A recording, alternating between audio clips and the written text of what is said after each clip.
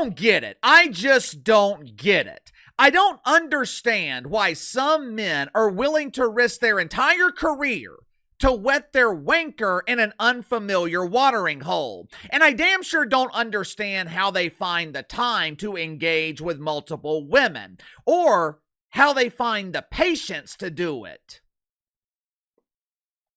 I have a hard enough time balancing the emotions of one woman. If you've ever been married, you know how difficult marriage can be. Sure, it can be incredibly gratifying. If you're in a good marriage, if you have a healthy relationship, the good far outweighs the bad. But even with the best marriages, the best relationships, it is still incredibly difficult. So I don't understand why some of these married dudes are actively making their lives more difficult by spreading their seed with multiple women. And I damn sure don't understand why Brian Smith, which I know Brian Smith sounds like the name of your accountant or the assistant manager at the local Radio Shack or some other incredibly boring job that fits a generic name like Brian Smith. But this particular Brian Smith, he used to be the head coach at the University of Ohio. Not exactly the most prestigious job in college football, but Brian Smith, he was making between $600,000, $700,000, $800,000 a year, and he risked that money so he could deflower an undergrad student.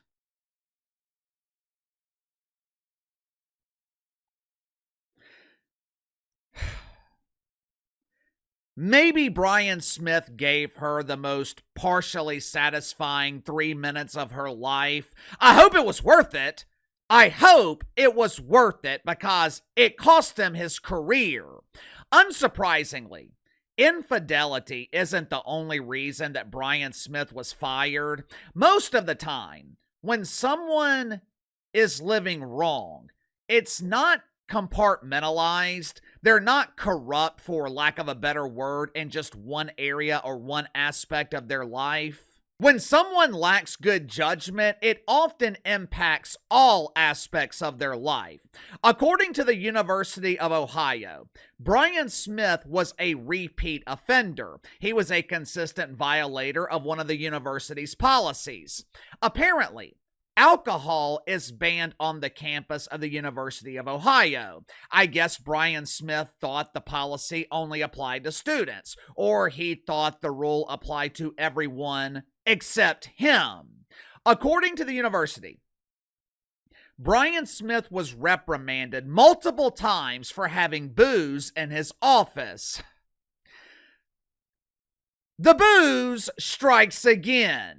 You know, one of the many illusions caused by the effects of alcohol, it has this ability to make you think that what you're doing is normal. Alcohol has this powerful ability to trick you into thinking that your behavior is acceptable. You create all these excuses to have a drink. Ooh, we just beat some team named Webster Gardner. Time for a shot. Or, it's happy hour. Let's pound some beers. Next thing you know, it's 9 o'clock on Tuesday morning and you're finding ways to justify your drinking. Or you find yourself in a situation where you have been warned multiple times not to drink on campus. You have been told you will be fired if you continue to consume the booze on the job. And when you're eventually fired, the alcohol is so powerful. The effects of the booze are so overwhelming. It manages to convince you that getting fired was not your fault. Make sure to like and subscribe. You can follow me on Twitter at KC_BTL84. Link to the second channel in the description below. Today on the second channel, going to be talking about WNBA players calling daddy for support. The same WNBA players who complain about toxic masculinity. The same WNBA players who claim to be all about girl power. Those same players have combined their minimum wage salaries and booked WNBA Commissioner Kat Engelbert a first-class ticket on the Bruce Caboose. They are demanding that Kat step aside, and they want Adam Silver to take over negotiations for a new CBA. I'll explain why this changes nothing and why WNBA players are about to go on strike. So if you haven't already, click the link in the description below, subscribe to the second channel. Headline at Front Office Sports. Ohio fired Brian Smith over extramarital affairs and drinking. This firing comes at an inopportune time for Ohio. Next Tuesday, the program is scheduled to play in the biggest game in school history. They will be traveling to Frisco, Texas to compete for the coveted title as champions of the Coffee Bowl. We have a chance to be the decaffeinated champs! Woohoo! Yes! Yes! Yes!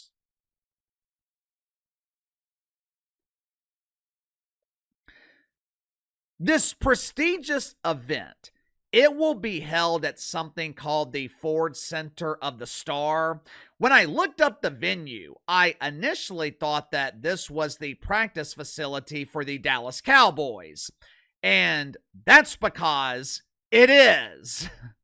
These bowl games have become so meaningless. We have these bowl games being played inside the practice facility of NFL teams. Anyway, this firing comes at an inopportune time for Ohio because they are preparing to win free coffee. But school officials believe that they had to fire Brian Smith now, and I don't blame them. One of the reasons Brian Smith was fired, he was cheating on his wife. According to Brian Smith, I wasn't cheating on my wife. She knew I was having an affair. That's why she divorced me. Okay, let's assume for a second that Brian Smith was not cheating. Let's assume for a second that Brian Smith was not a philanderer. Your dumbass is still getting fired because you were banging an undergrad. Last I checked, damn near every university in the country has the same policy when it comes to teachers and students, or coaches and students. If you're being paid by the school, if you're in a position of authority, you cannot have a sexual relationship with a student. Why is that so difficult to understand? Not to mention the fact that Brian Smith is 45 years old. Undergrad students, usually between the ages of 18 and 22. Brian Smith is old enough to be her father. Now, is it illegal? No, but it's damn sure weird. Brian Smith was also fired because he seems to have a problem with the booze. Well, KC, there is no evidence that Brian Smith is an alcoholic. You don't have to be an alcoholic to have problems with the booze. There seems to be this misconception that alcoholics are homeless people drinking 40s out of paper bags, or they can't hold down a job because they're drunk all day. The truth is, most alcoholics or most problem drinkers, they are high functioning on the surface. They seem to lead relatively normal lives. According to the University of Ohio, Brian Smith repeatedly drank on the job. Now, of course, Brian Smith tried to excuse his behavior. I might have been drinking on the job, but I was never inebriated.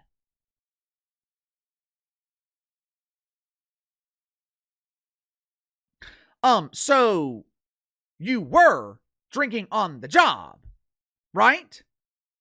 Inebriated or not, you were drinking on the job. What is the point of drinking? What is often the end result? I just like the taste of it. Bullshit. You're talking to someone who used to be a professional drinker. No one likes the taste of alcohol. There's a reason it's referred to as an acquired taste. Most alcohol tastes like shit, but you eventually acquire a taste for it because you enjoy the effects, you enjoy the end result. According to the university, there was at least one instance where Brian Smith was drunk on the job. He made a public appearance where he reeked of booze, and it was abundantly clear that Brian Smith was impaired.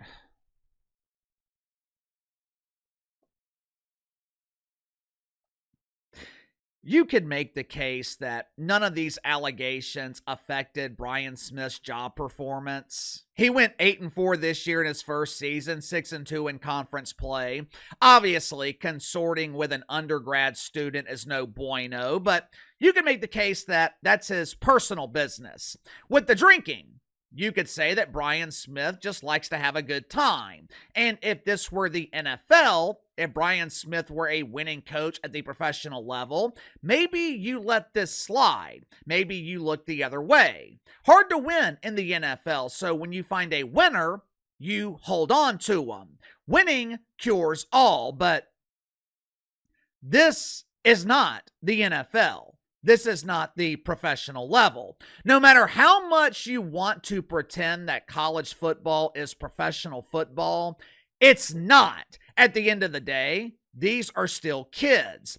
And when you're a head coach in college football, you're held to a different standard.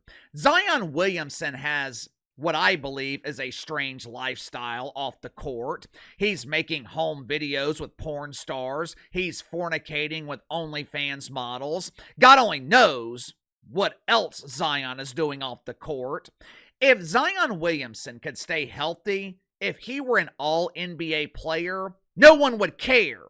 As long as he's playing at a high level, as long as he is winning games, no one cares what the hell he's doing in his personal life. With players, especially star players, you're willing to tolerate more because they're difficult to replace.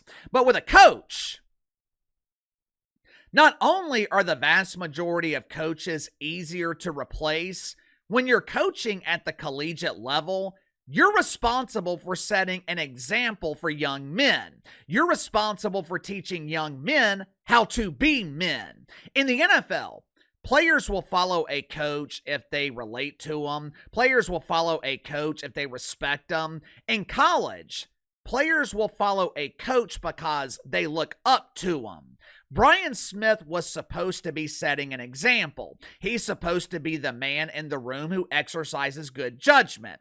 Instead, he's fornicating with girls that should be dating one of his players, and he's bringing alcohol into a facility where he's surrounded by kids who aren't old enough to drink. Is it any wonder?